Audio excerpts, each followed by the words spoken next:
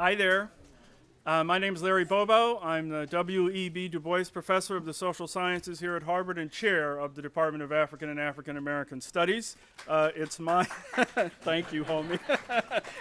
I have at least one dear friend out there in the audience. Homie K. Baba, the finest curry chef this side of Bombay. And, I want to welcome you to our second panel. But I want to begin, of course, by thanking Homie K. Baba and the Mahindra Center for calling us all together to reflect on this profoundly important and complex set of questions, and not merely to reflect, but I hope to become engaged, involved, and in the future agents of change in wrestling with the terrible nexus of issues represented by what, for the moment, we're calling mass incarceration. Panel 2, we've titled, How Do We Get Out of It?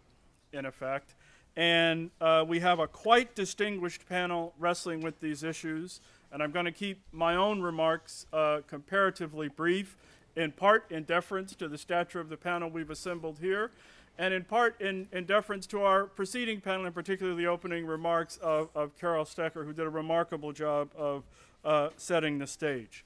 Now, we have been left with a deeply enviable and hard task. The previous panel kind of told us what happened and sketched out many elements of a partial answer to the question of why it happened. And now we have been given the heavy burden of explaining how to undo or radically change and reform the massive problem of mass incarceration. I want to make just a few kind of suggestive, sensitizing remarks. First, to kind of rehearse one of our opening and beginning notes. Second, to sound a very loud note about thinking about this problem more explicitly within the language of race and acknowledging the centrality of race to this entire issue. I call it racialized mass incarceration, as I'll say in a moment. And I don't call it the new Jim Crow because it's not quite the same thing as explicit state imposition of overt racial discrimination, though it's a catchy phrase in our moment and time. I think it's really got a different logic to it. And then thirdly, to maybe spark a little bit of what our presenters will emphasize in their remarks. So, beginning in a serious fashion in the 1980s, the United States embarked on a series of legal reforms that have made us a far more punitive society.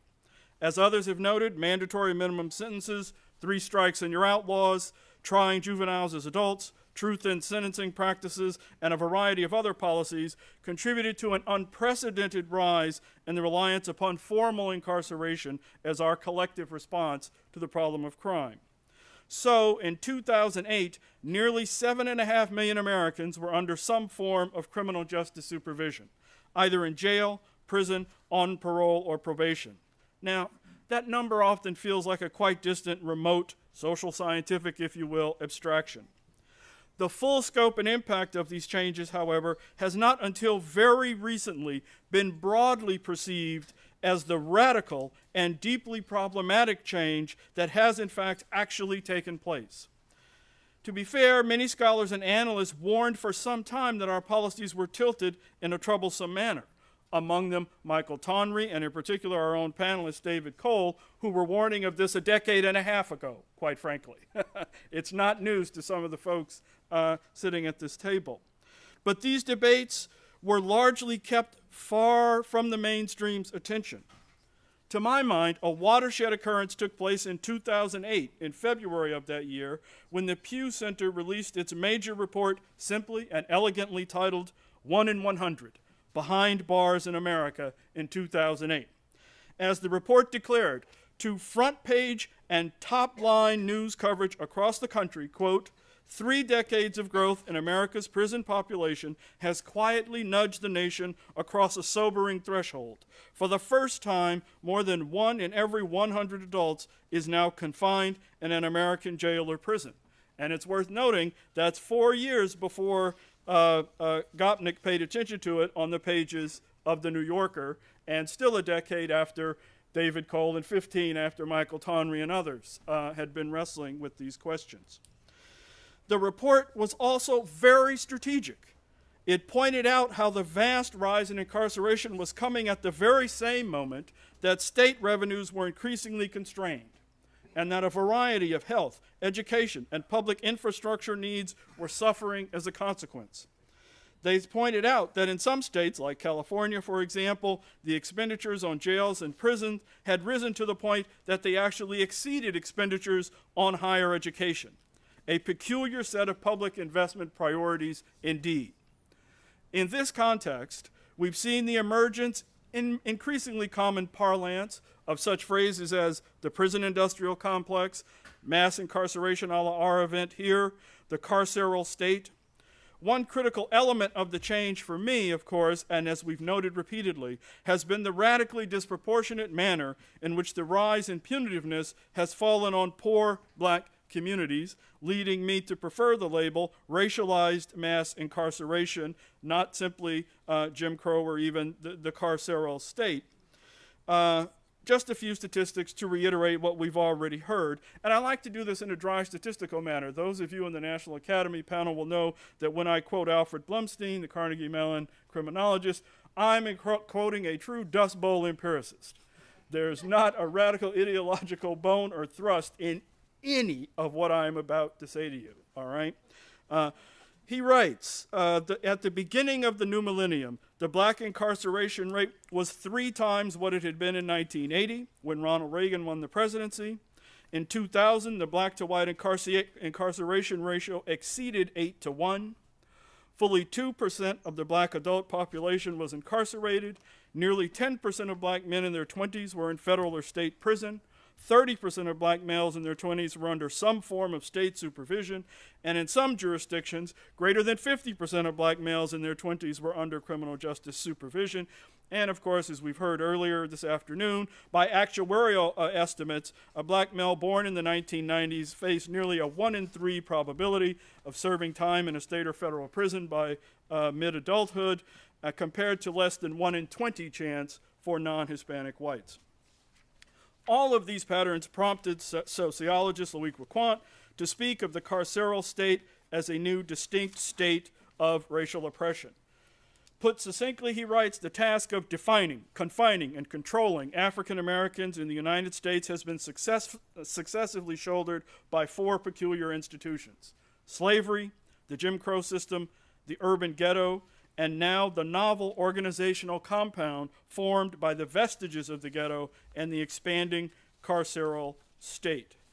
He goes on to say, the astronomical overrepresentation of blacks in houses of penal confinement and the increasingly tight meshing of the hyper-ghetto with the carceral system suggests that, owing to America's adoption of mass incarceration as a queer social policy designed to discipline the poor and contain the dishonored, the lower-class African Americans now dwell not in a society with prisons, as do their white compatriots, but in the first genuine prison society of human experience. I want to note 2 other lines of thought here, and one, I want to begin by just giving you a brief narrative about a place called Tulia, Texas. And I talk about Tulia in part to underscore the ordinary, prosaic, routine and regular way in which a lot of this came about. And let me just read the first couple paragraphs of a chapter of mine humbly entitled Racialized Mass Incarceration, Poverty, Prejudice, and Punishment. Although a small town with a population of less than 5,000, Tulia, Texas is now a truly notorious place.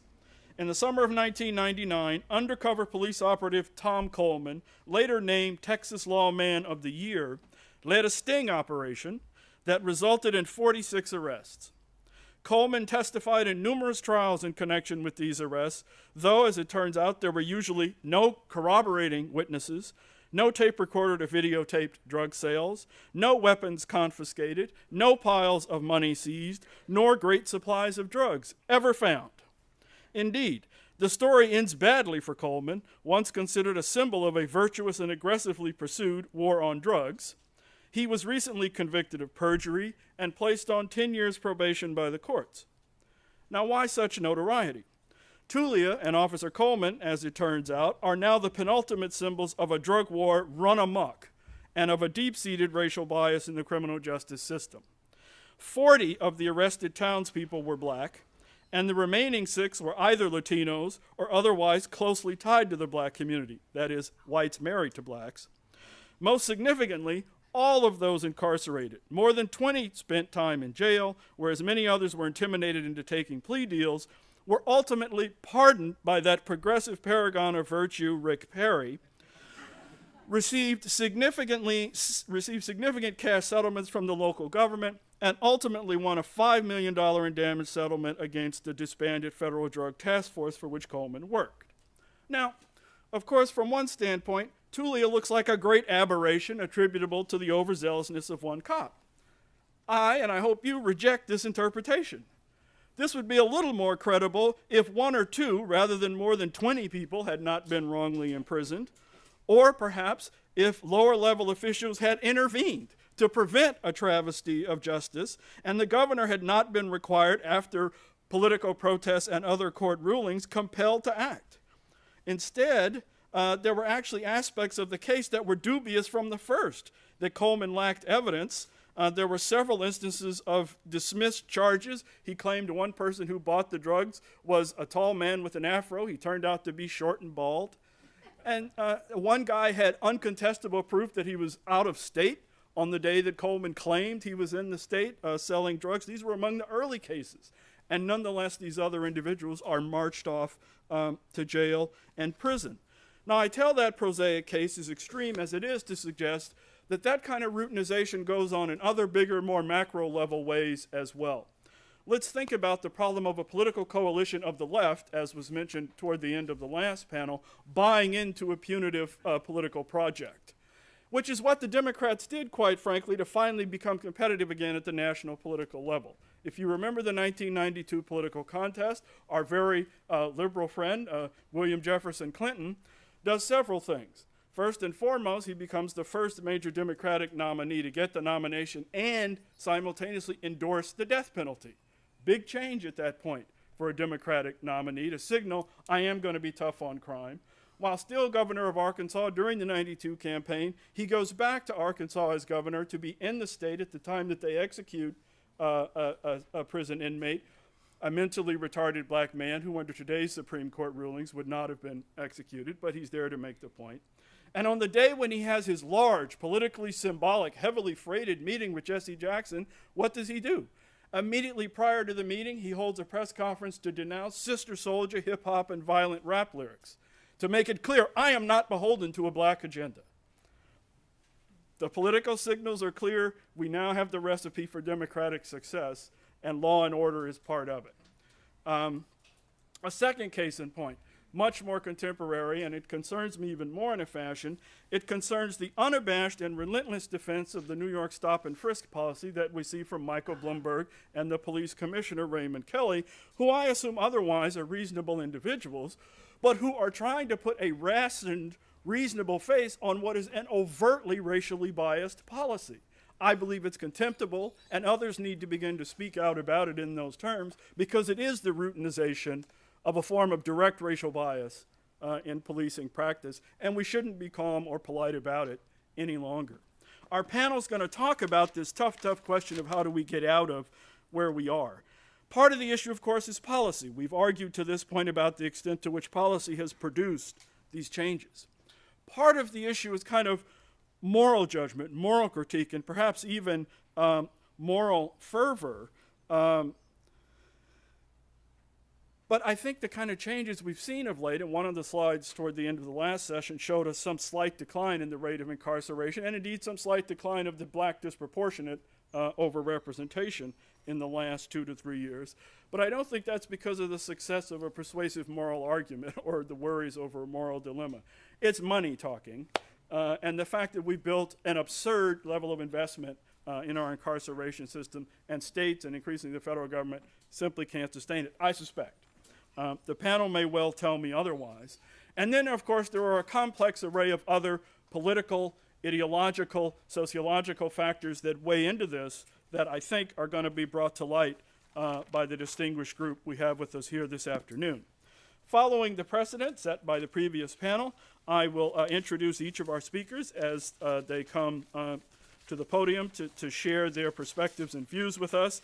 And we're going to start with David Cole, who is professor at Georgetown University Law Center, a regular contributor to the New York Review of Books, the legal affairs correspondent for The Nation, and a volunteer attorney for the Center for Constitutional Rights. He's the author of 7 books, including No Equal Justice, Race and Class in the American Criminal Justice System, which was named the best nonfiction book of 1999 by the Boston Book Review, and of Enemy Aliens, Double Standards, and Constitutional Freedoms in the War on Terror. Since 9/11, he's been involved in many of the nation's most important cases involving civil liberties and national security. And his remarks this afternoon are going to focus really on whether we are turning the corner on mass incarceration. Please welcome David Cole.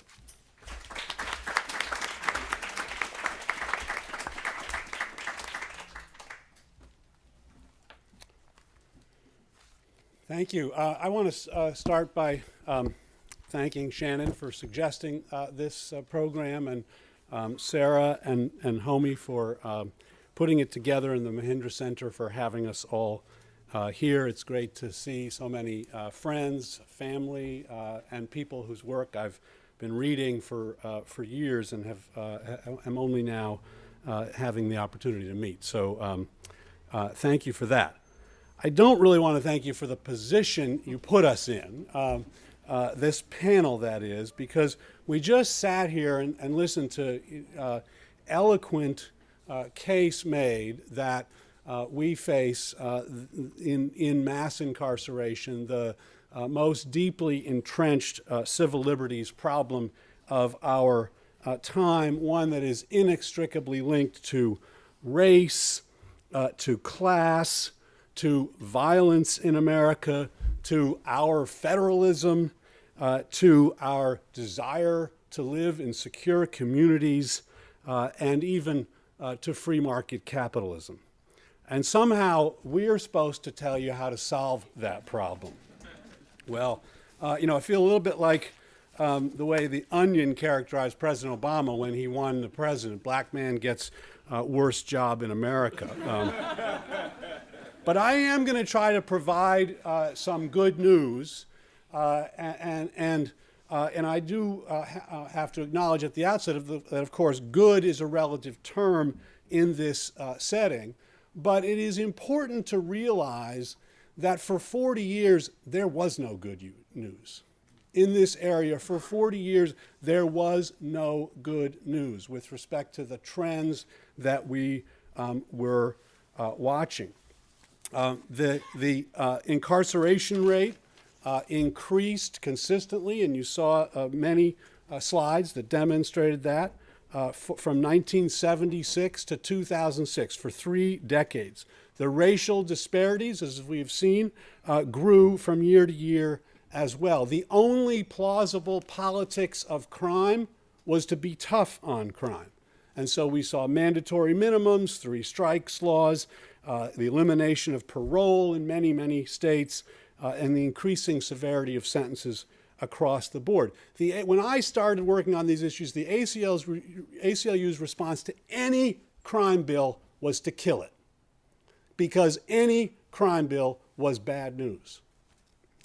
Now, I think that today, by contrast, there is good news, and actually quite a bit of good news. And I'll suggest that I don't think it's only related, as Larry suggested, to fiscal concerns. Fiscal concerns are part of the story, but only part of the story. So what is the good news? Well, first of all, the incarceration rate, which was going up for 3 decades nonstop. I'm sure there were people writing about the inevitability of the increasing incarceration rate. Well, it's now flattened out, and in the last 3 years in a row, the U.S. prison population has declined, actually declined. The incarceration rate peaked in this country in 2007 and has gone down every year since then, not insignificantly.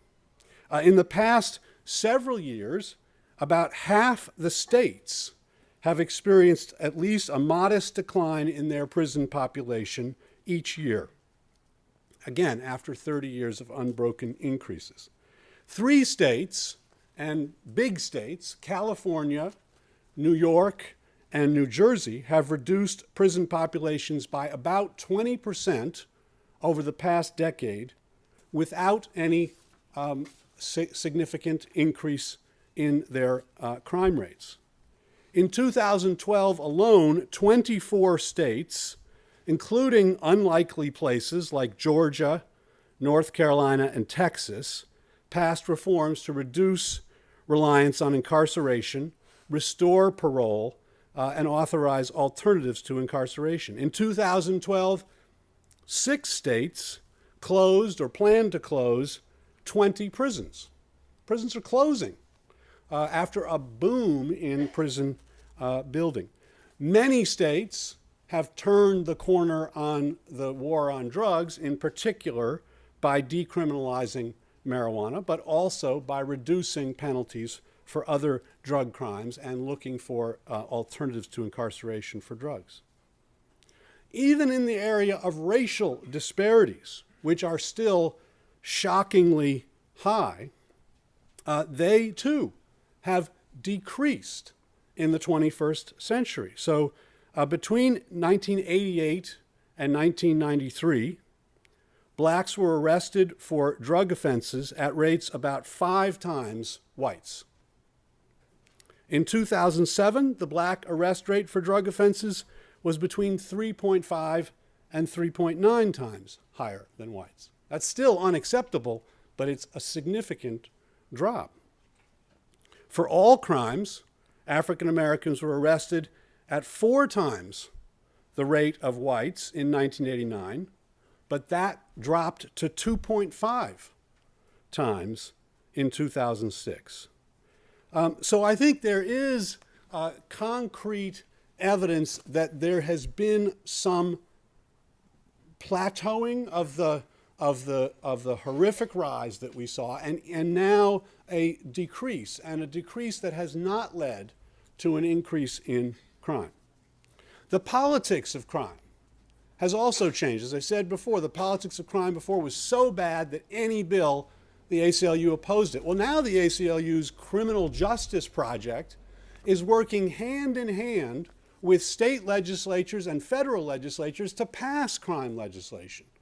Because the legislation that the states and the federal government are trying to pass is designed to reduce mandatory minimums, to increase availability of parole, and to, again, authorize alternatives to incarceration.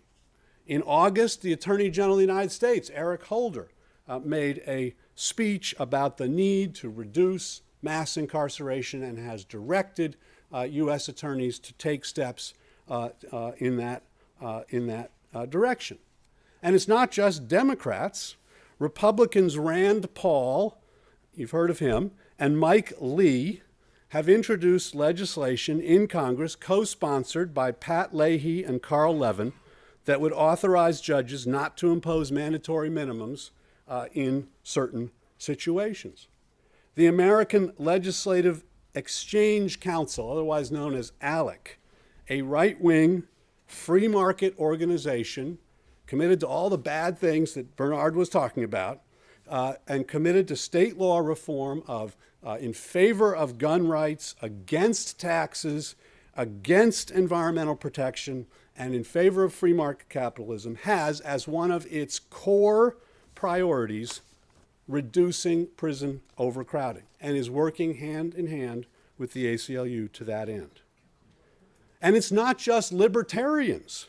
Michael Gerson, former speechwriter for President Bush, now a Washington Post columnist, has recently called for a series of reforms to reduce reliance on mass incarceration. So the facts have changed and the politics have changed. Why? Well, I think there are a number of reasons why. One is falling crime rates. Finally, crime rates are at low enough rates that people can look at this problem without the specter of fear and can begin to rationally assess the costs and benefits of what we have been doing. Second, the fiscal concerns that that Larry Bobo identified. And as Carol showed us, it costs a lot more to lock a human being up than it does to educate him, not only year to year, but long term. And states are beginning, as they have to make hard fiscal decisions, to realize that and seeking ways to save on the cost of incarceration by what? Reducing incarceration. I think we also may have reached a tipping point in what Americans can tolerate. 2.4 million is a pretty high number. And we are the world's leader, as I think every panelist said in the first panel. That's not something that anyone is proud of, except for that person who said USA, USA to Carol. But I think he was just reliving the hockey game from the 1980 Olympics or something. But nobody can be proud of the fact that we're a world leader on this, and I think that has begun to sink in. We are losing faith in the war on drugs, and you need only look at the success of medical marijuana and decriminalization reforms in ballot initiatives across the country to see that there's some recognition that the war on drugs hasn't made us safer, hasn't made drugs less available, they're just as available as they ever were and more potent than they ever were.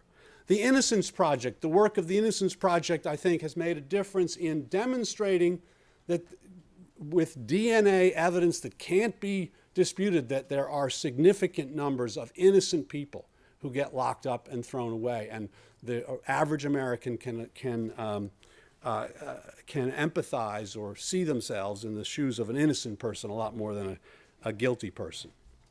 And then I think last, but maybe not least, the war on terror, I think, has in a way eclipsed the war on crime in terms of giving politicians something that they can be tough on. I think we need enemies, right? Politicians need enemies. And for a long time, it was the young black man, super predator, violent criminal, drug dealer who was the enemy. And we were going to be tough on the enemy. Well, now it's Osama bin Laden and Mohammed Atta. They're the enemy.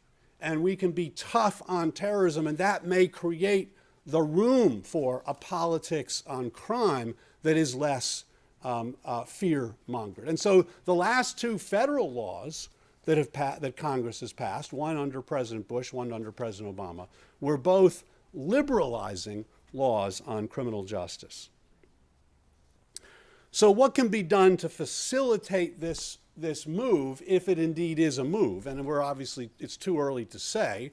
I just think we ought to pay attention to the fact that things are moving in a way that we should like, and we should think about facilitating. I'm going to make 6 quick suggestions and then sit down.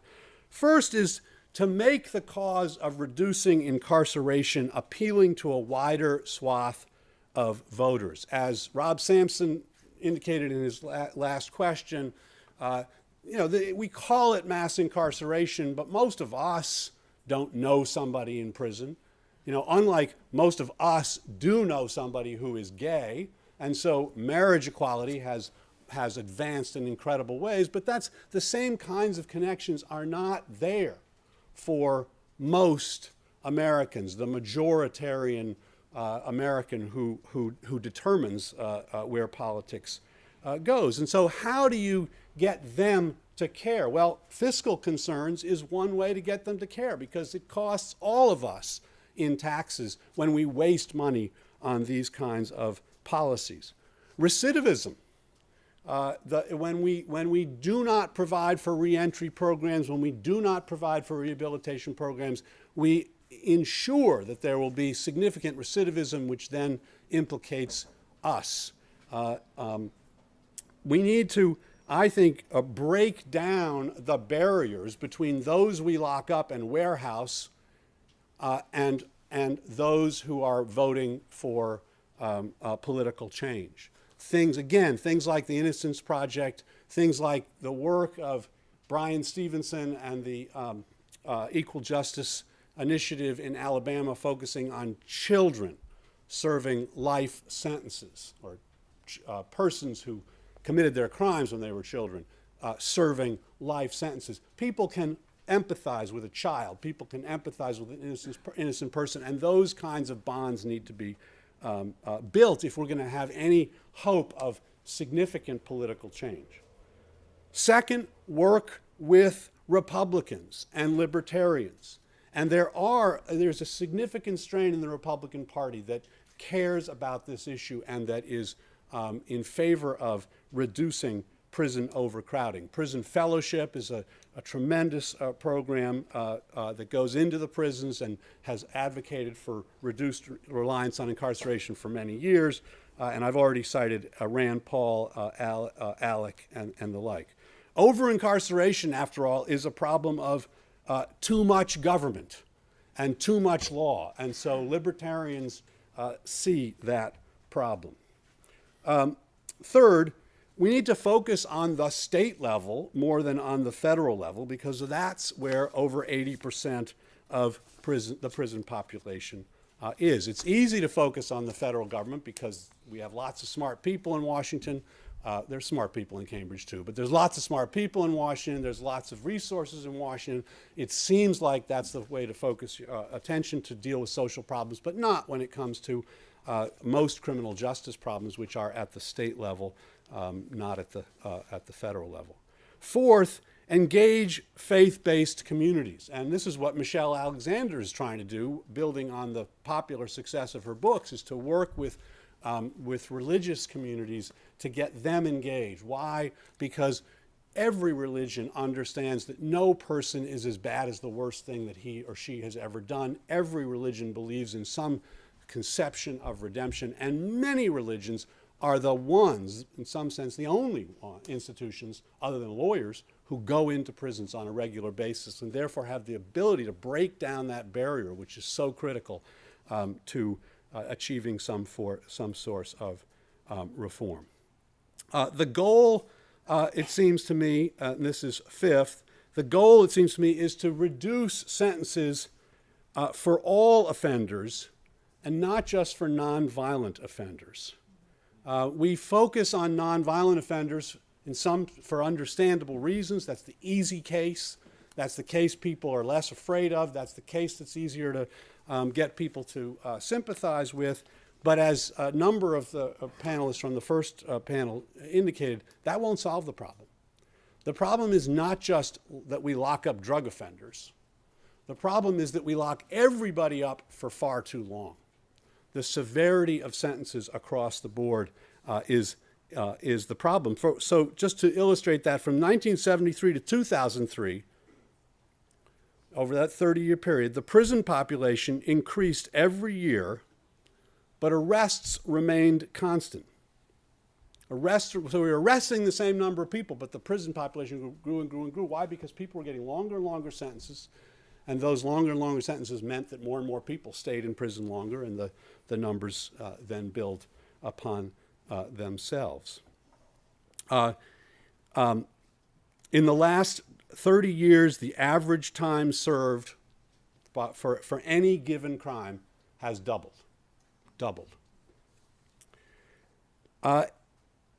Of particular concern are life sentences. And here I would recommend a tremendous report by the Sentencing Project that it's on their website, one of the most effective civil society organizations on this issue on life sentences. And as incarceration rates have been flattening out and dropping over the last several years, life sentences have gone up, and gone up significantly. Life without parole sentences grew by 22% from 2008 to 2012.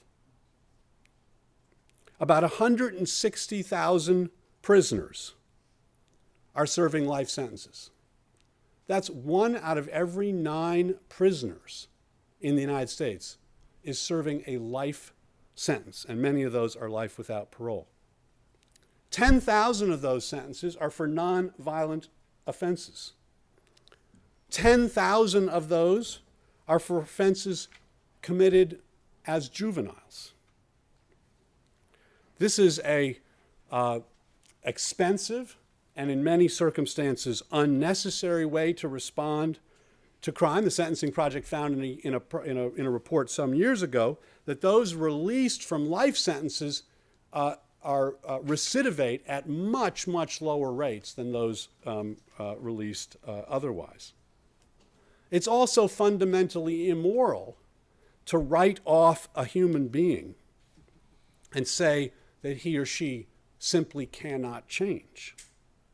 The European Court of Human Rights, addressing this problem in the UK, where they have 49 people serving life sentences without parole, held that life without parole violates fundamental human rights under the European Convention on Human Rights. So I think it's critical that we need to start addressing violent offenses and how we treat violent offenses as well as non-violent offenders. Finally, and sixth, we need to address the conditions of confinement. I recently wrote an op-ed in the Washington Post about a man named Herman Wallace. Some of you may have read about him. He spent 41 years of his life in solitary confinement in Angola State Prison, was released in October because his sentence, his conviction was overturned as unconstitutional. And 2.5 days later, he died. He is not alone. There are tens of thousands of prisoners being held in solitary confinement for extensive periods of time, for years, for 20 years, for 30 years. The UN's Special Rapporteur on Torture has said that imposing solitary confinement as punishment for 15 days constitutes torture. We put people into solitary confinement with no human contact other than the prison guards for decades. We need to deal with the conditions of the people who are in prison, as well as attempting to get people out and to send fewer people there. Now, some will say that my take on whether we are turning a corner, that I'm looking at all this through rose-colored glasses, and maybe I am. But I think it's important to recognize progress, even where it's small.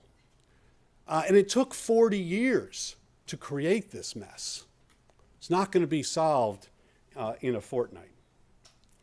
If it is to be solved, it seems to me that we must engage the community by appealing to their interests, saving money, reducing crime, and by appealing to their better selves, respect for the common humanity that we all share. And I may be optimistic, but I want to close with a quote from Roberto Unger and Cornel West that I think speaks to this question. And they write in a book called The Future of American Progressivism that was very, very thin, unfortunately. They have one great quote, and that is this: hope is more the consequence of action than its cause. Just as the perspective of the spectator favors fatalism, so the action of the agent produces hope. And I think it's the action of agents of change who have engaged in this struggle, who have sought to bring the lessons of the first panel to bear on the American public, and then sought to work across the aisle to get reforms through that produces the hope that I feel that we can make progress on this, the most serious civil rights issue of our time. Thank you.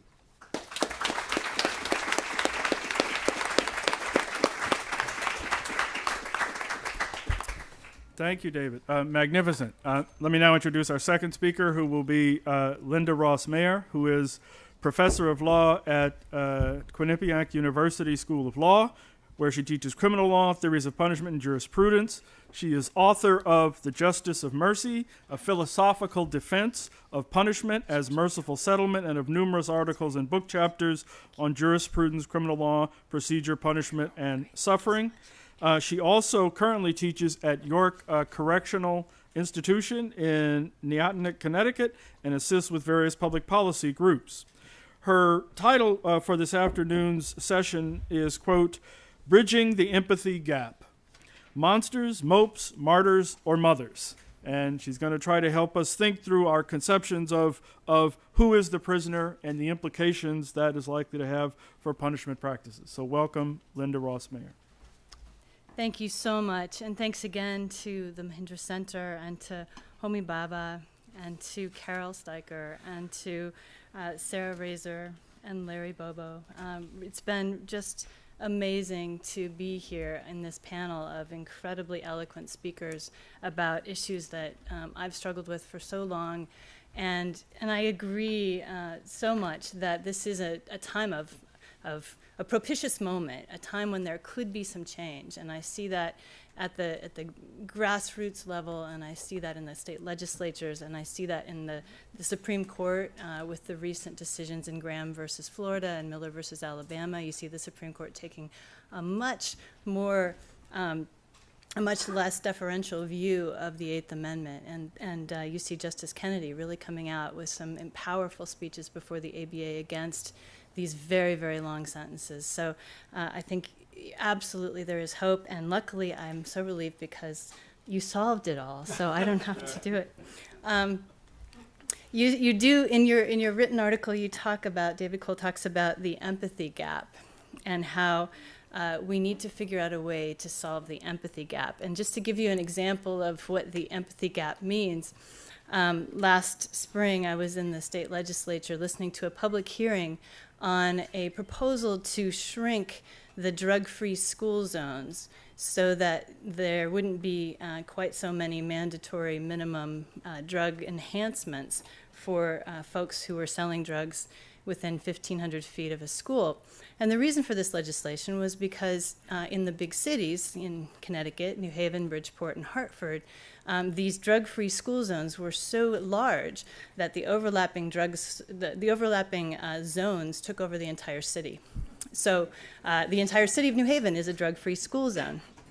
And of course, that has dramatic effects on plea bargaining and on the mandatory minimum enforcement there.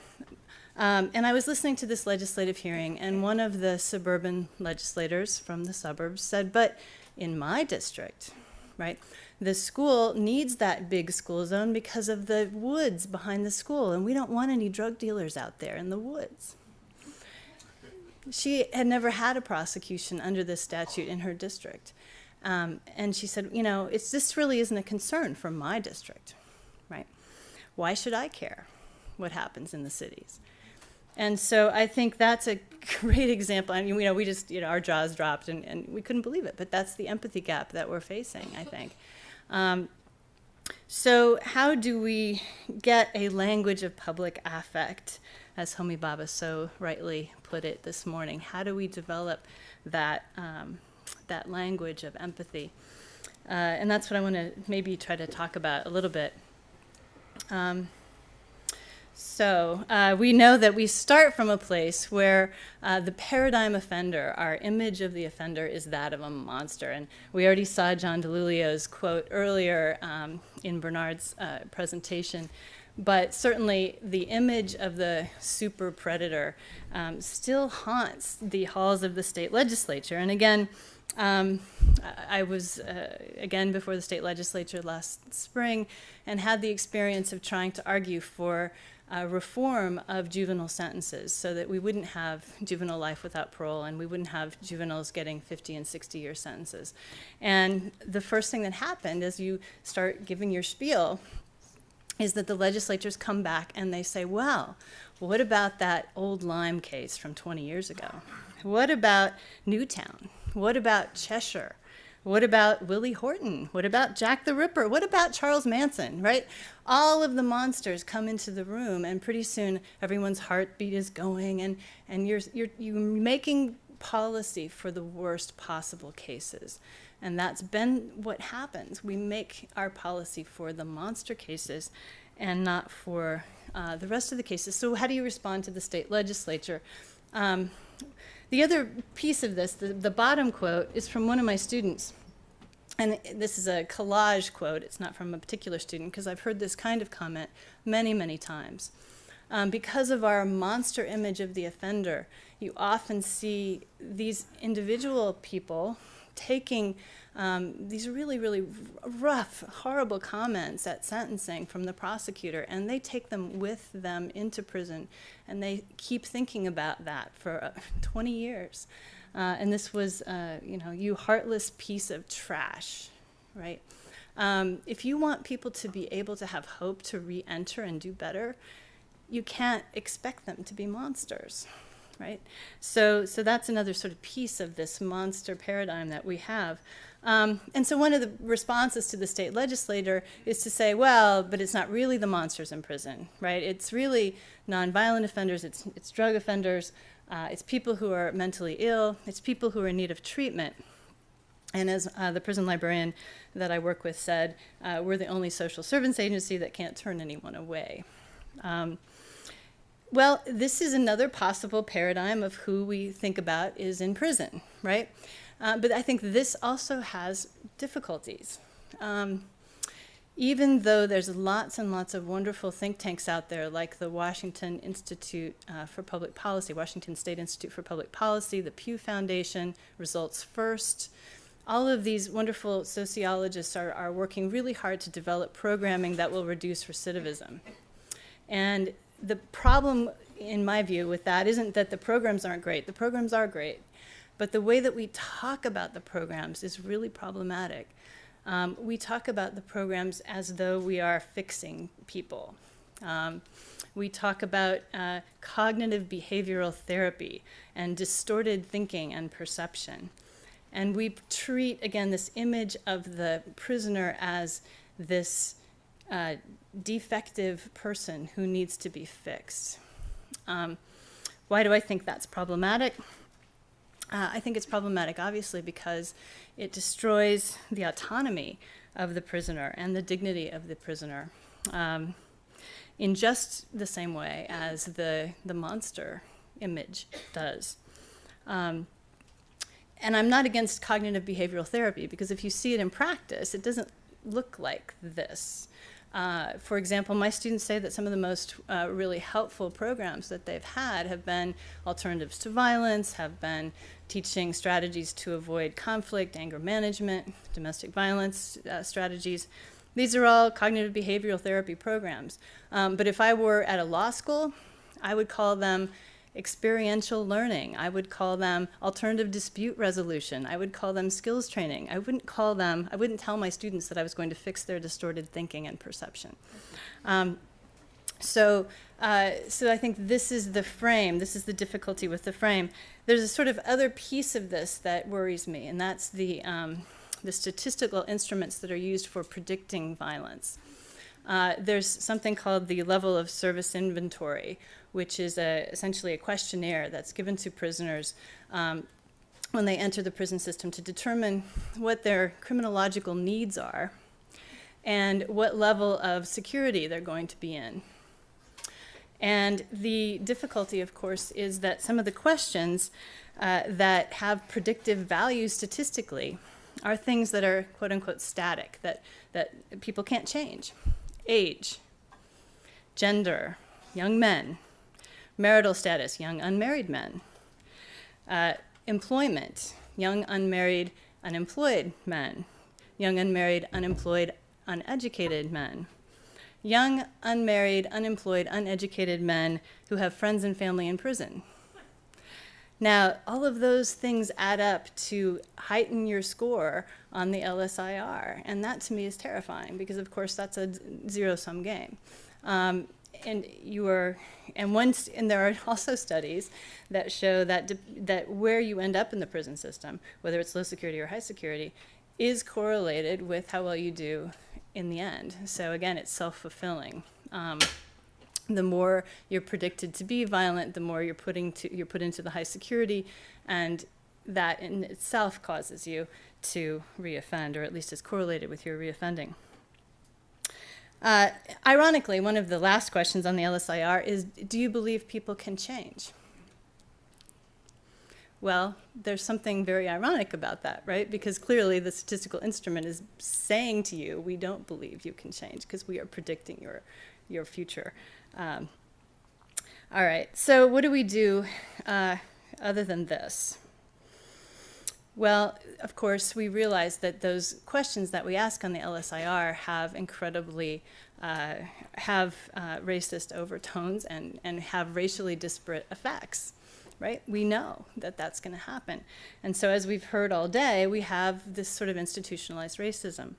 And so one option is to rethink the image of the prisoner as a martyr. And that, of course, is the current dialogue that we've been having a lot of today. This is a situation of racial oppression and racial conflict, and it has to be addressed that way. And it is a situation of racial oppression, but it's also it's also a situation of violent crime.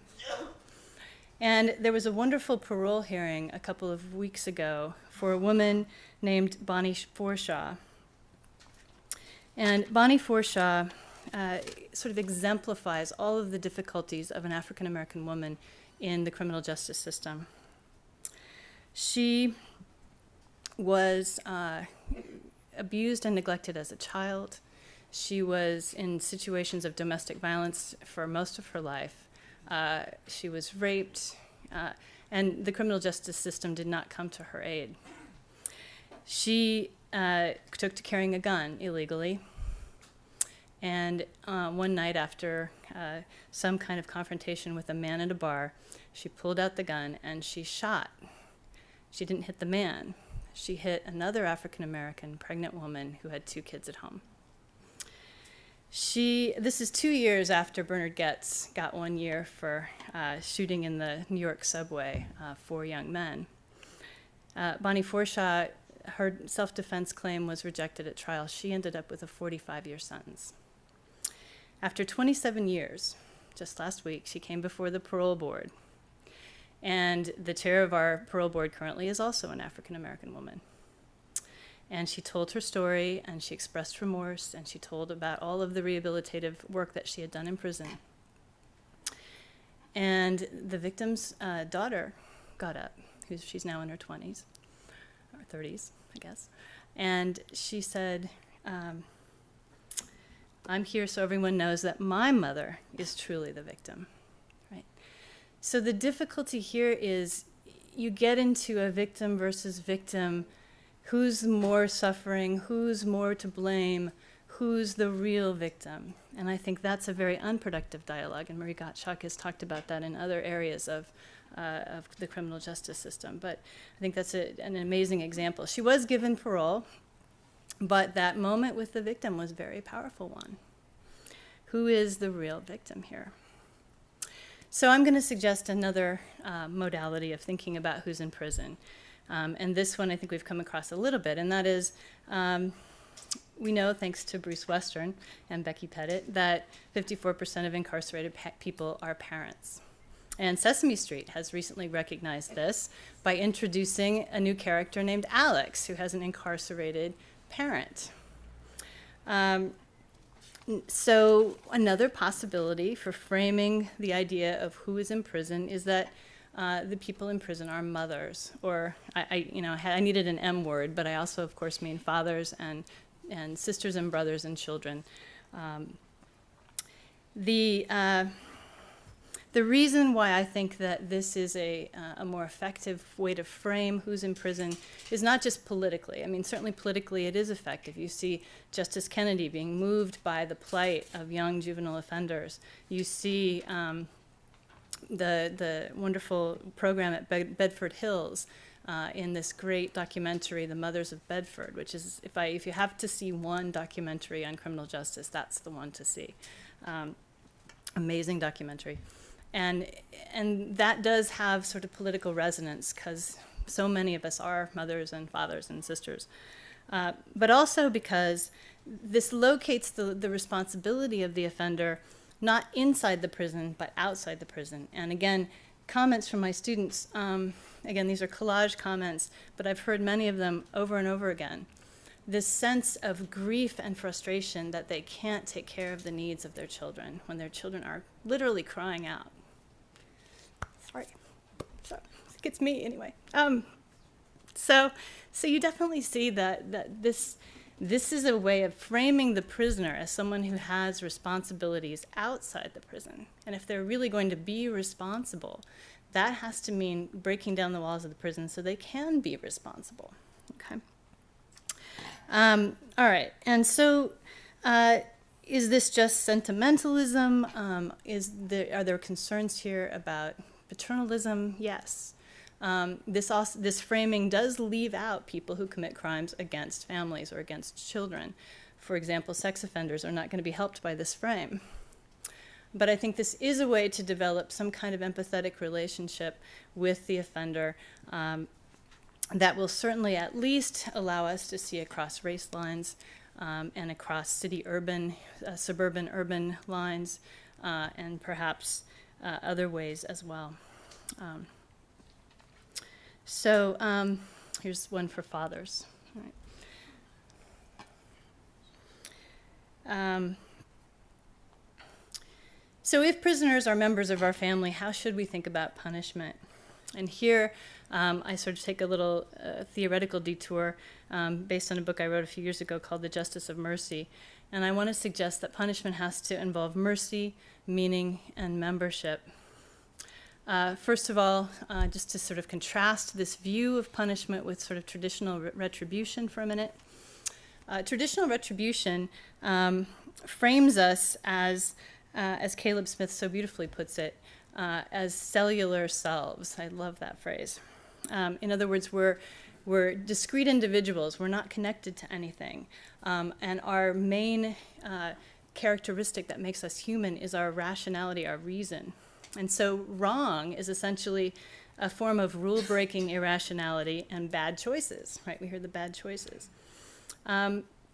Punishment in this sort of retributive model is the rebound of our broken rule to fix our irrationality. And the wrongdoer is supposed to suffer in proportion to his or her culpability at the time of the crime. And this is the debt that you get for your bad choices is getting no choices. All right. It's also very much a matter of keeping the time as the time of the crime, right? Only the time of the crime matters. It doesn't matter if 20 years or 40 years have passed, you still have to pay for that broken rule. So it's locked in this timeless place, okay? Merciful Settlement, on the other hand, is not locked in a timeless place. Merciful Settlement focuses on the idea of human beings as being already in and already for in a kind of Levinasian or Heideggerian model. We are essentially connected with each other. We are mothers, we are brothers, we are sisters. We can't strip away those things without stripping away our own identity. And if you think of human beings as connected essentially, and also as fragile and time-bound, having a past and a future, then the whole picture of punishment changes. Punishment is now a form of indifference to particular people. Responsibility is to particular people, not to rules. Punishment is the pain of seeing the wrong, the harm that you've done somebody, and then trying to settle it for the future. So it doesn't have to be painful. We don't have to flog people. We don't have to make punishment painful, but we have to make it about taking on concrete and meaningful responsibilities. So we're getting rid of these old sentencing metaphors. We're getting rid of the debt, which, by the way, of course, is unpayable because prison doesn't really benefit anyone except in this very weird metaphorical way. And you never really balance the balance sheet because you can't figure out exactly, it's that victim versus victim thing, right? We can't figure out exactly who's more victimized and where the balance lie. And that's a zero-sum game. Likewise, in the seesaw metaphor, another great metaphor that we have for punishment, we think that if we put the offender down, it will raise the victim up. Or if we put the victim down, then that raises the offender up. And so, again, we have a zero-sum game where it's victim versus victim, and there's never, it's impossible to get that perfect balance point. I suggest we have new sentencing metaphors, that punishment be bought into, like a class, like a piece of, I want to make myself better. I feel bad about what I did. I want to make myself better. And I want to give a gift to the community. I want to give a gift back, paying it forward for the future and trying to really atone with concrete responsibility and not just time. I think that punishment has to have meaning. As Nietzsche says, and many others say, the worst possible suffering is the suffering that has no meaning. Suffering for no good reason is a terrible, terrible suffering. So I think we really need to emphasize in our sense of what is punishment, the idea that punishment ought to have some kind of meaning, and that means it should allow the offender a voice. Sometimes that voice is expressed in apology. Sometimes that voice is expressed in narrative. In Connecticut, you can't apologize, except at sentencing where nobody believes you and you're in this terrifying environment. You can't speak with the victim afterwards. You can't contact the victim afterwards. There's no place for that apology to occur. Some states, I think, are doing really wonderful things with victim-offender dialogue, bringing victims into the prison and allowing that sort of healing dialogue to happen. And again, not for everyone, but certainly in some cases it's shown to be extremely wonderful because it also deals with the victim's fear, right?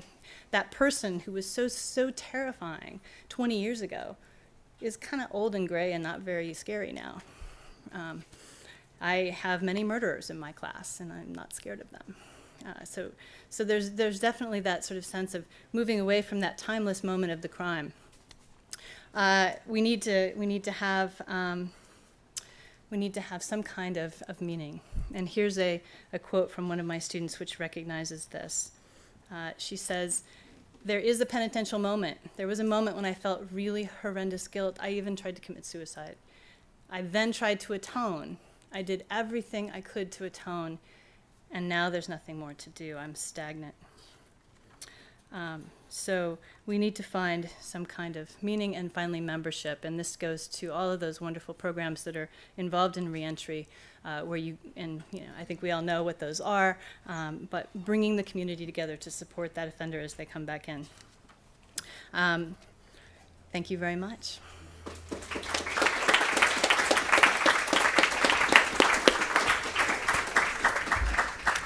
Thank you very much, Linda. Our next speaker will be Bruce Western.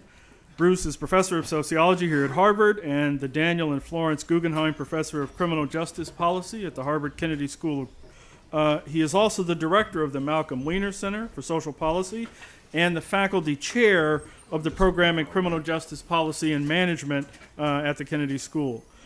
Bruce's research broadly examines the relationship between political institutions and social and economic inequality. He is quite unambiguously one of the leading thinkers in sociology about matters of crime and punishment, and is author of really a superb piece of work called Punishment and Inequality in America, which I recommend to you all. He serves as the vice chair of the National Academy of Sciences Committee on the Causes and Consequences of High Incarceration Rates in the U.S., and he's the principal investigator on the Harvard executive session on community corrections sponsored by the National Institute of Justice. His remarks here this afternoon will focus on reform, redemption, and mass incarceration, and will try to tell us a bit about what a variety of recent research findings tell us about the prospects for curbing mass incarceration. Well, thanks very much, Larry, and thanks to Homi Bhabha and the Mahindra Center. I think this has been just a wonderful meeting. A wonderful meeting this afternoon. It's rare that the humanities play a leading role in hosting a discussion such as this, and I applaud Homi for his intellectual and his political leadership on this. Over the past 40 years, we've passed through a massive experiment in criminal punishment, and long-standing principles of rehabilitation, proportionality in sentencing, individualised treatment were all substantially abandoned. Now replaced, as we've heard this afternoon, by principles of retribution, deterrence and incapacitation. The main effects of this revolution was the fivefold growth in the scale of prisons and jails in America. And sociologists have called this system, as we've heard a lot today, called this system mass incarceration. And it represents a new chapter, not just in how we've responded to the problem of crime. The institutional landscape of American poverty has also been transformed. So let me start by saying a little bit about mass incarceration. And some of this has been said already, and I'll move through it fairly quickly. So the sociologist David Garland, writing about 10 years ago now, coined this term to describe the current state of our prisons and jails. And Garland said that mass incarceration consisted of two things, really. A level of incarceration that was markedly above the historical and comparative norm for liberal democratic societies. And the second condition was that incarceration was so socially concentrated that we were no longer locking up individuals, but we're incarcerating whole social groups. And for me, this was an utterly intriguing idea as a sociologist. What does it mean that we're no longer incarcerating the individual, but in some sense we're incarcerating the group? Well, the first part of the definition we can dispose of quickly. Comparatively and historically unique levels of incarceration. We've heard that America's the world record holder when it comes to imprisonment. Western Europe, incarceration's 100 per 100,000. In the United States, it's about 700 per 100,000. A big part of this, as David was saying earlier in this panel, is the very long sentences that are served in the United States. 150,000 people or so serving life sentences in the United States, 40 people in the UK, and European Court of Justice has just ruled on that. Historically, we're in an utterly unusual period. We've heard a lot about that this afternoon as well. For most of the 20th century, we were pretty much the same as the international standard, 100 per 100,000 in the 5 decades from 1925. But then in the early 1970s, the system began to grow, and we've seen in very dramatic ways that it grew for the next 35 years. If we add in the people who were under probation and parole supervision in the community, there are over 7 million adults in the United States who are under some sort of correctional supervision at the moment, and that's entirely historically novel. Now, as striking as those figures are, that's not the most important thing about incarceration in the United States today. The most important thing about incarceration in the United States today is its unequal distribution across the population. So if we take together disparities of race and class and gender, these have produced extraordinary levels of penal confinement among young black men with low levels of schooling. Among African American men under age 35, if they dropped out of high school, about 35% are now locked up in local jails or state or federal prison. Over a third of these young men under 35, black high school dropouts, men are currently incarcerated. Among college-educated white men of the same age, what do we think their incarceration rate is? If 35% of black high school dropouts under 35 are locked up, white college-educated men under 35, what's their incarceration rate? 0.3 of 1%. The incarceration rate among black dropouts is more than 100 times higher than that for college-educated whites. If we look over the life course, black male high school dropouts born in the late 1970s, their chances of going to prison at some point in their lives is about 70% now. So the whole pathway through adulthood has been utterly transformed for these young men by the growth of America's prisons and jails. So it's natural to say, right, that of course those young African American men who failed at school are committing a lot more crime. That's why their incarceration rates are so high. But 30 years ago, when crime rates were much higher than they are today, the incarceration rate for those men was significantly lower. The incarceration rate is so high today for one reason, and one reason only, and that's because we as a society have chosen the prison to mark the occasion of criminal offending. That's why the incarceration rate is so high. It has produced pervasive penal confinement among young black men with little schooling, and this is new and it's only emerged in the last decade or so.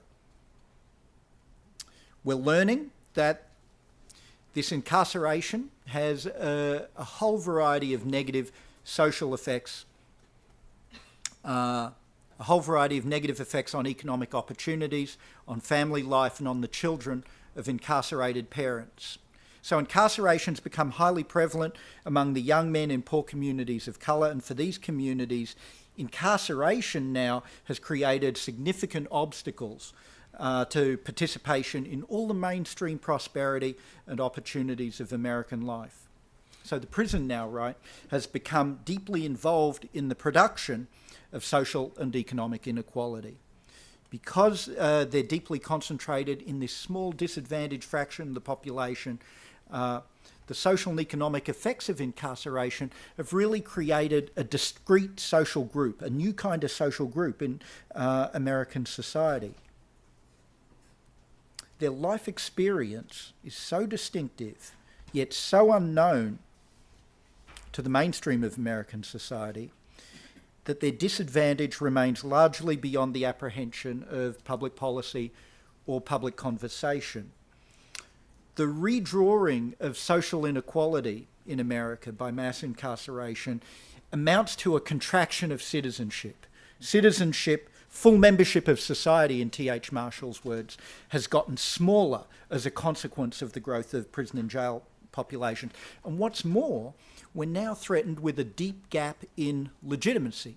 And this has periodically come up through the afternoon as well. The police, the courts and the prisons have significantly lost the confidence of many of the poor and minority communities that they regulate so intensively. And police-community relations are often adversarial now. And the institutions that are charged with maintaining order and safety are often viewed with great suspicion. So these are all the ingredients of a vicious circle. Exclusion through incarceration further impoverishes poor communities and breeds cynicism about the civic institutions that might bring about change. And as a result, the social exclusion produced by mass incarceration is deeply intractable, right? This is the problem that we're facing. So the question is, for our panel this afternoon, is how can the vicious circle of inequality and incarceration be broken? Now, much of the political significance of incarceration lies in its intimate connection with extreme poverty. We've created a huge social distance between the mainstream of American society and very poor communities for whom daily life now involves contact with the criminal justice system. Reversing mass incarceration is a project in restoring citizenship, restoring social membership to those poor and high incarceration communities. So how do we do that? How do we begin to restore citizenship?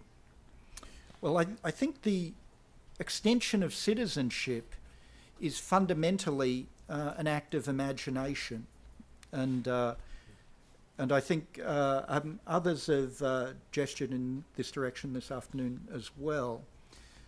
So an act of imagination, what's the imaginative act that we have to engage in?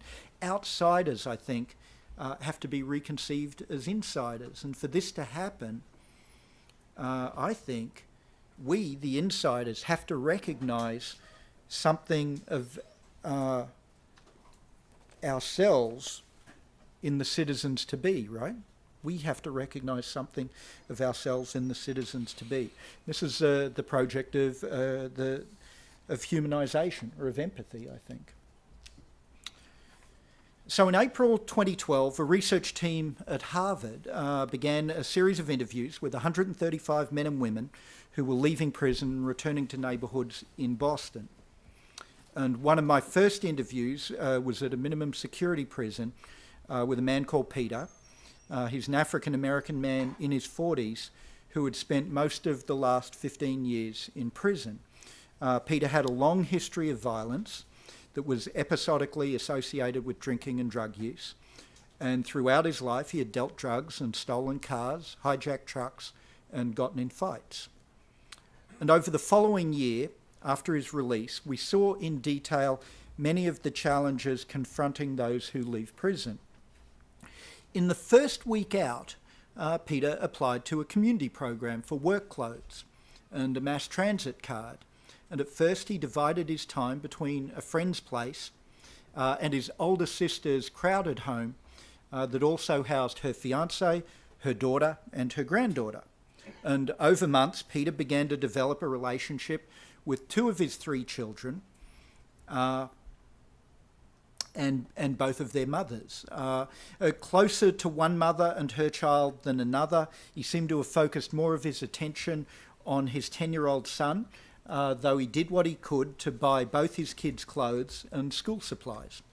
Peter was enrolled in food stamps and Mass Health, which is the Massachusetts Medicaid program, and each month he gave his $200 in food stamps to his sister, and that's now expired, but he's hoping to be reinstated. Through Mass Health, he's attended mental health and substance abuse treatment, and he's also had a physical and visited the dentist. Peter couldn't find work initially, but he did enrol in an employment program, doing maintenance and operating machines.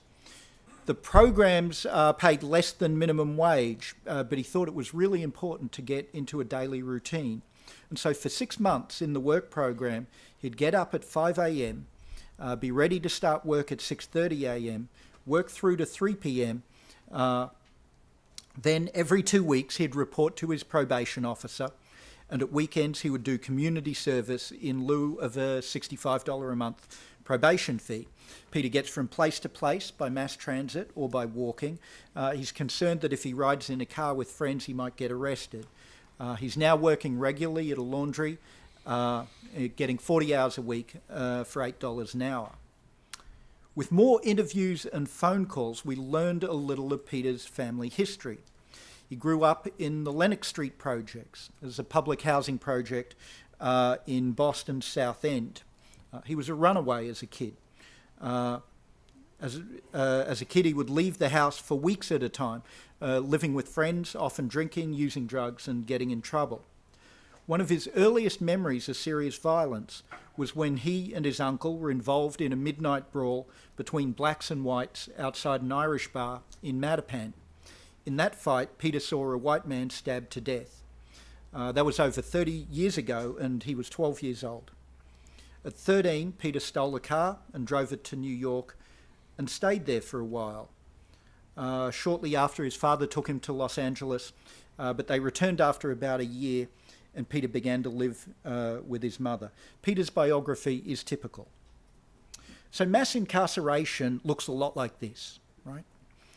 It's not just a burgeoning prison population, but it's how American poverty has come to be lived. The poor don't just live below an income threshold. Low income accompanies the tightly correlated adversity of violence and addiction and mental illness and childhood trauma and school failure and labour market discrimination and housing instability and family complexity. And on top of all of this, we've overlaid lengthy periods of penal confinement. That was the policy choice we made. So the future of citizenship for the poor depends a lot on how much the outsiders of American society see of themselves in Peter. The totality of his life seems light years away from us. He's struggling now for sobriety, housing security, economic independence, and reconciliation with his kids. And mass incarceration yields few degrees of freedom. Arrest and reincarceration are often close at hand. So the political question I think we need to deal with as citizens is, can we imagine a citizenry that includes Peter as much as it includes the rest of us? So let me play a video for you. So that's Peter. And the question is, can we imagine a citizenry that includes him as much as it includes the rest of us? Now, Peter's sold drugs. He's been on both sides of serious violence, and he's been locked up for most of his adult life. And for all that, he gets up at 5 a.m. and he looks for work or goes to programs, and he meets his son after school. And as we've seen, he says the street life is well behind him. But the future, realistically, is very hard to predict for poor men with long criminal histories. So could he once again wave a gun in someone's face, or abandon his kids, or relapse to addiction? Well, sure he could.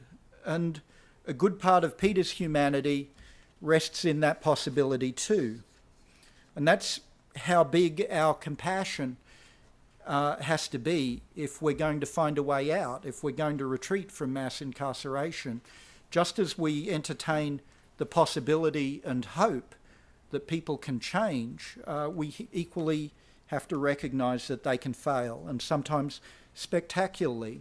Humanity cuts both ways. I want to conclude by telling a story that suggests all the possibility that lies before us. Last story. I was in Addis Ababa about a year ago for a research project we have studying justice institutions in Ethiopia. And I was at a dinner with two Ethiopian researchers. One of them, Mulugeta, told me about a colleague of his at his research institute, a German anthropologist. Well, one day the anthropologist was out in a remote area, driving through a small village, and his car tragically struck a small child, killing her. The girl's parents ran outside to see what happened, and a crowd quickly formed around the anthropologist. The parents tended to the child. The anthropologist asked that the police be called, but he was told that there weren't any police there. The village dealt with matters like this by itself. Then the anthropologist was told he could go, but they would send for him in a few days. So he returned to Addis, and later that week a message came for him that he had to return to the village, and he was told that he must return alone. He went to my friend Mulugeta and asked what he should do, and Mulugeta said, you have to go back to the village. So he went back to the village, and when he got there he was escorted to a meeting with the elders of the village. And first he was told to pay 2,500 birr, which is about $125, to the family of the dead child. And next he was ordered by the meeting to buy a goat for the family. And he purchased the goat, which was then immediately slaughtered. The father of the dead child was then called to the front of the meeting. The anthropologist, already standing at the front of the room, was told to hold out his hand. So he held out his hand, and his wrist was bound to the wrist of the child's father with the entrails of the goat. The village elder then announced that the anthropologist was now a member of the dead girl's family. And that was that. He was free to go. The anthropologist returned to Addis, and he was very upset. He felt he hadn't properly compensated the family, nor had he been punished. And Mulugeta said, you have to understand, for the rest of your life, you are now part of that man's family. You have all the obligations of a family member. You have to visit from time to time. If they're going through problems that you might help them with, you should help them, just as a member of their own family would. And sometimes our criminal justice system seems so large and so natural and so unchangeable, but it's only been with us in its current form for a few decades, and real alternatives are everywhere. And so the question, I think, is, are we ready for change? Are we capable of this as a society? And maybe we're too fearful or too angry or too racist. And sometimes I think the task of a reformed criminal justice system is not about fixing the defects of broken people, but just figuring out how to treat humanely and with dignity people from whom we're asking heroic efforts of personal transformation. I want to close by giving us each a challenge. This is my ask. To embark on this project of change, I think we have to know the darkest corners of our society. It's our civic obligation, particularly for us as intellectuals, it's our civic obligation to know and understand the most severe poverty in this country and abroad. And we should know and understand how crime can flourish. We should know and understand the costs of untreated addiction and mental illness and homelessness and food insecurity. And I think only then, when we understand how life is lived on the margins, can we begin to see something of ourselves in the other. And I hope, amidst all the violence, ultimately find peace and justice. Thanks very much.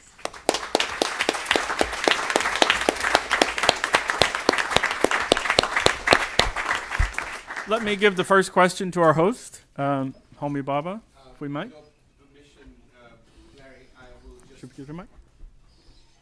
With your permission, Larry, I'll just say, before my questions, a couple of words just to thank everybody for being here through an incredibly rich day. Thank you for coming to the Humanities Center to do this. I have thanked individuals, but what I do want to say was that for many of us, mass incarceration and prison is a black box. This time, today, you have helped us to think outside the box. And you have also opened it up like a Pandora's box of new boxes and new thoughts and new ways of dealing with it.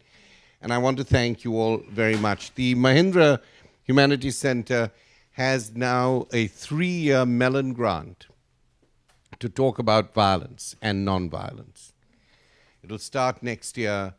And I already see in this room, from people I've heard and questions I've heard, a constituency forming for me and to support us at the Mahindra Center for this onerous, but I think extremely urgent task of thinking about different forms of violence over 3 years. The first year will be on war, the second year will be on everyday violence, and the third year will be on slow violence, ecological violence. I don't want to, at this point, give you the whole program, but I just want to say that you have been absolutely crucial in the formation of that, even without knowing that that is the ear with which many of us at the Mahindra Center were actually listening to you today. This will be a very important part of it, I'm now convinced.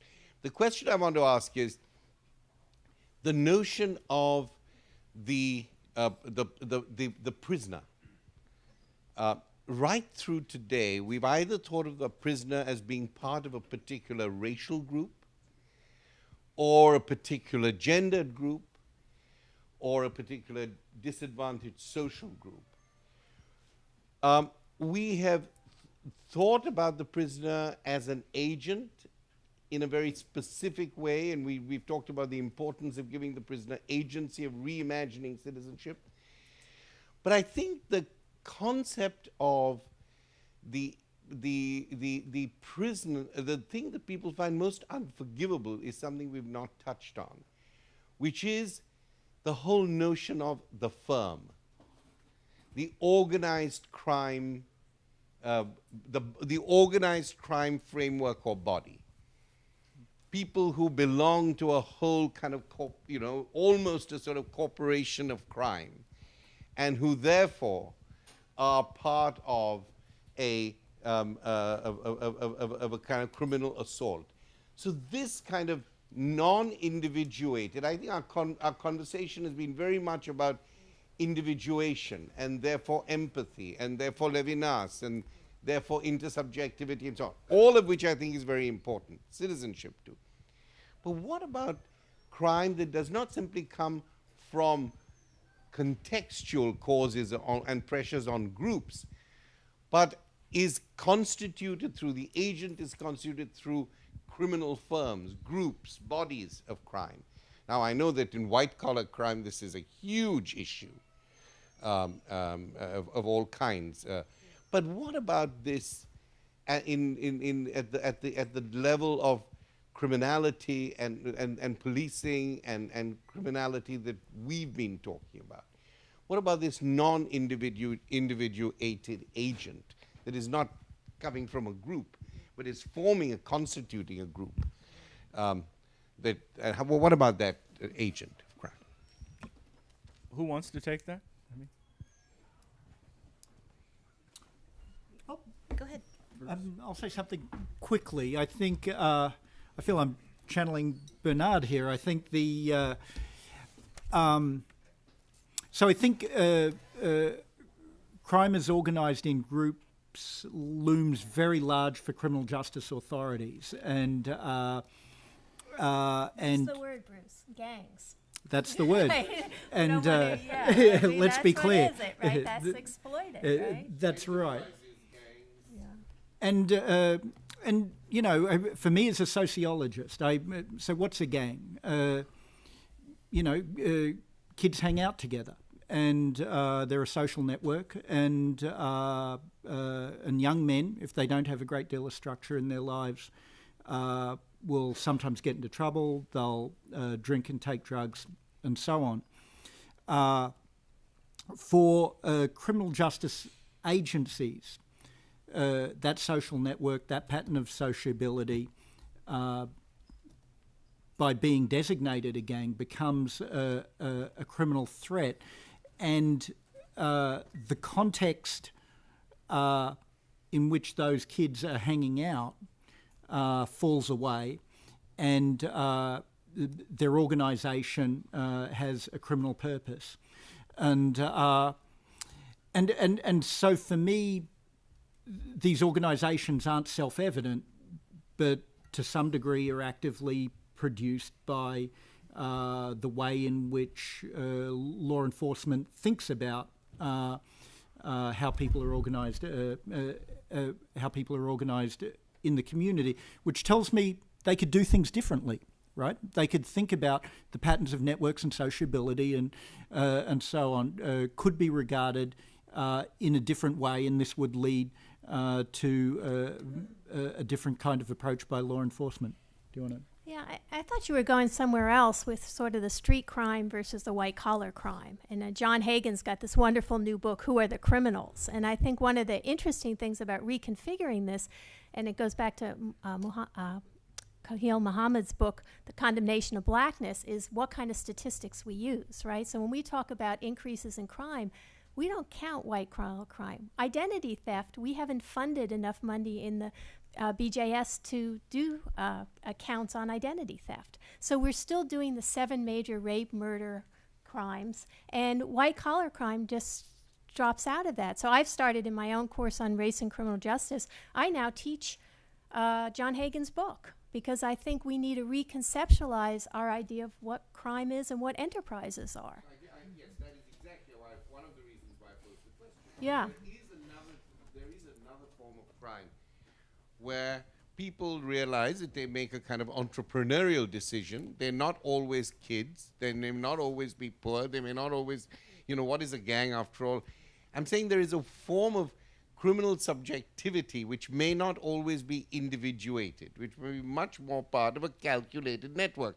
Now, you can either tell me this is so small statistically, it's not worth talking about. But certainly in India, it's a striking thing. It's to do with real estate. It is to kill long-term tenants because landlords want the properties back.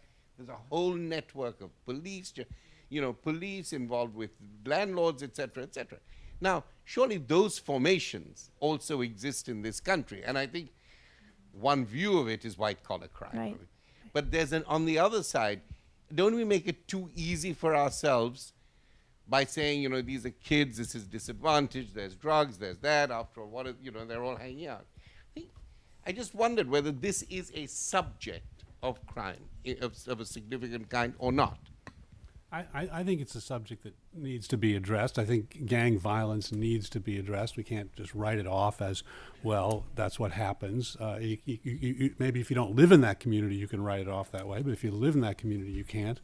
But I think there are things that one can do. We've subsidized gangs by criminalizing drugs, right? That's number one. Number two, David Kennedy's work on targeted enforcement that goes into communities where there's serious gang violence and brings the perpetrators together and doesn't lock them up, but says, unless this stops, we are going to lock you up, and we have the cases to do it, has been shown to work in a number of cities. Not, there's issues about how long-term it is, but that's a way of responding to sort of intervening in gang violence before it gets of the level that you've seen in Chicago. I don't think we can write it off. I think it's a real problem, but the question is, how do you intervene in ways that reduce it? And those are two. Let's get a comment here, a question. I was a judge for 17 years. Is this on? Yeah, I was a judge for 17 years. And what's, of course, interesting is that this is an amazing conversation, and judges rarely participate in this. Ex-judges do, but not current judges do. Part of the problem really is that my name is Nancy Gertner. The afternoon panel and this panel don't mesh. There's a real disconnect, and I think Marie Gottschalk was talking about that. The first panel was talking about the demise of the welfare state, the demise of the social safety net, as part of the reason, essentially making the criminal justice system the cure, so-called, for everything. That really hasn't changed. And so while there is a moment now where we are talking about criminal justice reform, it doesn't surprise me that that's a reform that people are looking at with respect to the back end, which is re-entry, and not with respect to the front end. And there's also been a transformation in criminal justice thinking to the notion that we can prevent crime not by social welfare issues, but we prevent crime by incapacitation, erring on the side of no risks for these individuals, which now that one can see the best, now that federal sentencing guidelines are advisory, and judges are still following them. Judges are still following them. Part of it is also a part of the conversation that you really haven't mentioned, which is the media. The media's discussion of crime reflects none of this subtlety. And it is the media that is responsible for the political pressure that in part led to this. So the bottom line that I fear is that there is a moment here when we're having a different conversation, but unless we address the attitudinal issues, unless we address the social safety net, really it will only take one Willie Horton to undo this again. So I'm almost as pessimistic as you are. See, I think the problem with that, sure, the problem is huge, and unless we solve every social problem, this is going to continue to be a problem. There's some truth to that, to be sure, but I think it's self-defeating to sort of provide that frame, because we're not going to remedy that overnight. We're not going to remedy that in our lifetimes. We have to recognize that those are problems. We have to work on them. But we also have to recognize what can we do within the frame to make the system better. And I disagree that all of the reforms have been on the back end about recidivism, and all we care about is recidivism. That's not what reducing mandatory minimums, eliminating mandatory minimums, eliminating reliance on mandatory minimums is about. That's front end. That's not what about alternatives to incarceration is about. That's front end reform. That's not what reducing sentence severity across the board is. That's front end reform, and that is happening. So I just think I think it's easy to say, geez, this problem is deep. It is systemic. And we can all go home and watch our television shows and read our New Yorkers and say, wow, it's systemic. But I think we have to engage with the places where there is possibility of reform. And I also disagree with Maria that somehow there's something wrong with the NAACP reaching out to the Republicans on this. That's exactly who we have to be reaching out. And it's nothing inconsistent with engaging young black youth or engaging religious communities, as Michelle Alexander is doing. So I think you have to grab on everything you can grab onto and not lose sight of the fact that things are in fact getting better by a sort of politics broad. is about symbols. And if one of your main symbols is Grover Norquist, who says he wants to shrink the government till he can drown it in a bathtub, and then at the same time we're saying that we're going to build up these social welfare programs, it doesn't. You have to look for allies, but I think that given what the politics are, and given that Grover Norquist is being heralded down in Texas at the same time that every time they want a tax cut, they bring Grover Norquist down to toughen people up in Texas to go slash the education budget again. I think those politics matter, and that's why the public and the media get confused. There is not a consistent storyline of movement politics and of protest politics and of saying that it's not about walking out into the sunset in a nice nonpartisan bipartisan world. I mean, I sort of think of FDR we've met the enemy and they are ours. I think in some ways this issue demands more of that kind of politics and more of that kind of obstructionist protest politics. Let me intervene there and take one more question, because we are now over time, and we're going to all be arguing in the hallways, I hope, when this question is done, because there's a lot on the table now. But we'll give you the privilege. Sure. I have a related but slightly technocratic question. I completely agree with David that the tide has really turned, and for the first time, there's no question, things have ceased getting worse, and we can't underestimate the importance of that. But I thought Marie ended on a really important note of cataloging unintended consequences of past progressive reforms. And at least since the second Bush administration, that's to say second term of the last Bush president, there's been a total focus among reformers and government agencies in particular on what they call reentry, right? And again, thinking about unintended consequences, right? There were lots of like-minded people who in the 70s and 80s, the CBC, the Black Church, Charlie Rangel first among them, for whom harsher drug laws were a progressive reform, right? So when we think about reentry and we try to be forward-looking, what are some pitfalls that we can predict in reentry, which I worry will be less visible than the prison, but bring the carceral state, surveillance, and other kinds of social control that we have never thought of to the community that may not necessarily be less sinister than what we currently have? Who wants to wrestle with that? Let's go back to ALEC. ALEC has bought on to these reforms in part because ALEC essentially wants to privatize all bail and have basically people come out of prison and you put up a bail for them. They've already been convicted. You come out and you kind of have a bail system, but people who've already been convicted, and then they'll be under that bail, and if they don't behave, then you throw them back in. It sounds like convict leasing. If you know the history of convict leasing. So ALEC can buy onto this because the new thing is the prison beyond the prison. We will reduce these numbers, but we will maintain this control, and that if you read ALEC's publications, they are very keen to do things like that. I think, can I? Yeah, Bruce, please. You'll get the last shot from the panel. I think intensive supervision, expanded electronic monitoring, things like that, I think are foreseeable consequences of how reentry may work out in some jurisdictions. And there's a real risk of net widening. And I think the fundamental policy challenge is to move off social policy functions from criminal justice agencies. Criminal justice agencies should not be doing social policy functions. They shouldn't be responsible for a lot of programming and substance abuse treatment and healthcare, and copping pleas shouldn't be a condition of treatment, and so on. I think when problems of poverty and everything that's correlated with that are treated as social policy problems, which is Nancy's point, I think that's when you really minimize the risk of these unintended consequences. Let me thank the panelists again for just a fantastic session.